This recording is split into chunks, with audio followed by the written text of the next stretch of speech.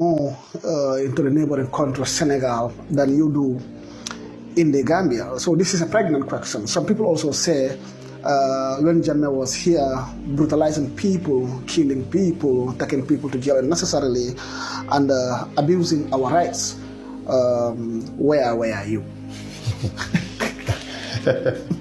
But I have answered these questions too many times already, but I would answer them again.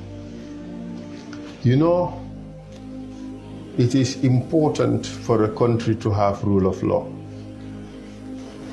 Once you do not have rule of law and you have endemic corruption, it's a recipe for disaster.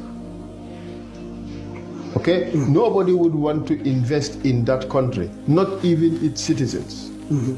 True or false? Yeah. Exactly. And I am no exception. I had money to invest. I looked around. I did not have the courage to invest it in the Gambia because we had a dictatorship that could take your property, whether you liked it or not. We have seen it.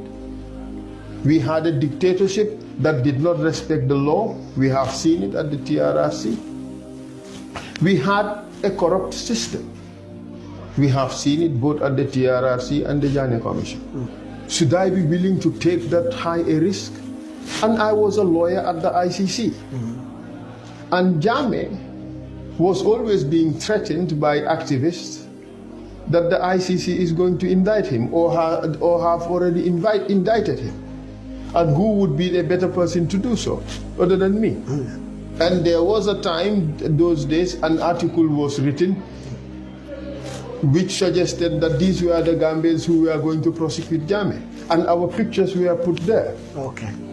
And all those people whose pictures were put there were the prosecutors. I was the only senior trial lawyer. So which meant if Jammeh was to be taken to court, I would be the one to go to court. Because the prosecutors don't go to court. They only go to court to do the ceremonial things, opening or closing a case. But the real work in the court would be done by the senior trial lawyers like me. You think it would have been wise for me to take the risk? No. I have invested a lot in this country. Yes. I have invested in quality homes. I did. Okay. Okay, at a point, you see, I don't want to talk in terms that would suggest that I'm flaunting wealth or stuff like that. That is not my style. But you recall there was that time when Jammeh held that CD saying that there's oil in this country and this country is going to be like Singapore or is going to be like Dubai. I built houses thinking that, okay, I would rent them out. In fact, this house we are living in now was rented by Gum Petroleum.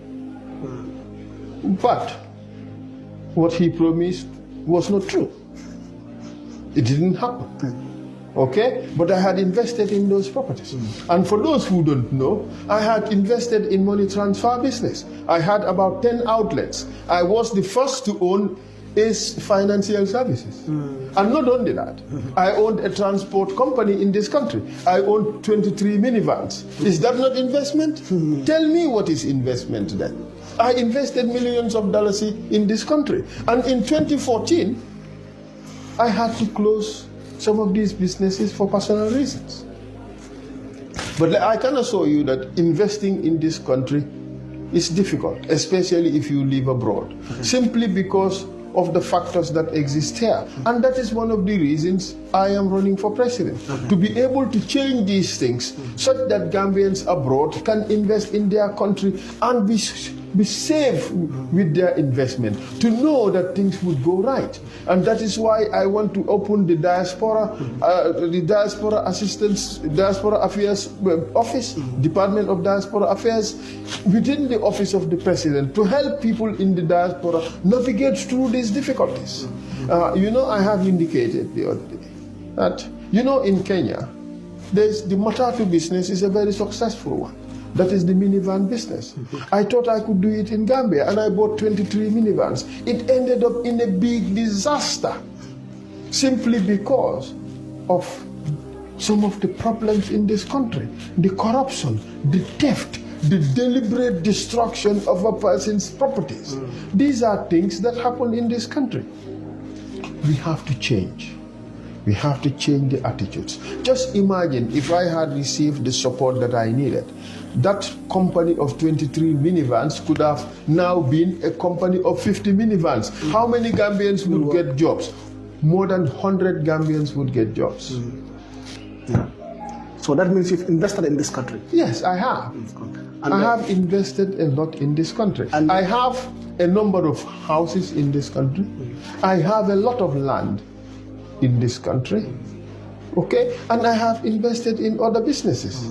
So to say that I did not invest in this country is just speaking out of utter ignorance. Okay. Yes, I have invested elsewhere for two things. For safety of my investment and also for profit. Let me tell you another interesting paradigm.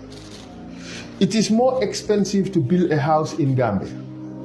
But a house in Dakar is much more valuable than a house in Gambia. So you see. So it makes a lot of sense for someone like me to invest in Senegal. You see. But those days when I invested in Senegal, being in Gambia was risky for someone like me. You see, I was in Gambia one day when an article was published saying that Jammeh was indicted at the ICC and that they have concrete evidence that that happened. I was in Gambia at the time. I could have been disappeared. People have been disappeared for much flimsier reasons. You see, and that is why it was risky for someone like me.